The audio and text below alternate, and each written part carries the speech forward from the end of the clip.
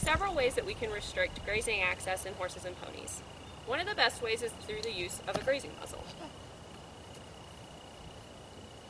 Truffles is our model today, and this is a pony-sized grazing muzzle. You can see it has a portion that goes over the mouth, and then it has a halter built into it. There are lots of different types available on the market, some of them attached to your existing halter, and they have different rates of intake based on the bottom.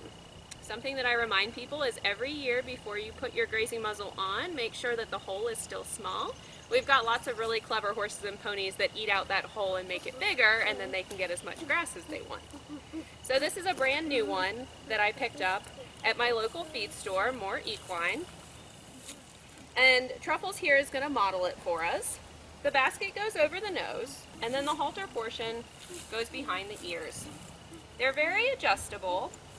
We want her to be able to reach the grass through the bottom hole, so the muzzle should be fairly close to her lips. Now Truffles can be turned out on pasture, and I won't be quite as worried about her gaining too much condition or potentially foundering.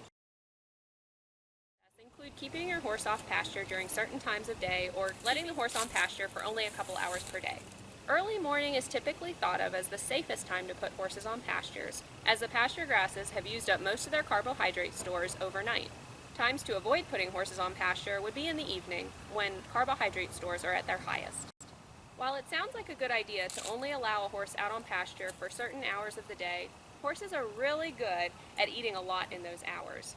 So keep in mind, if your horse is the type who goes out and glues their nose to the ground and grazes continuously for the whole 4 hours that they're out, it may not be as helpful of a management technique as we think it is.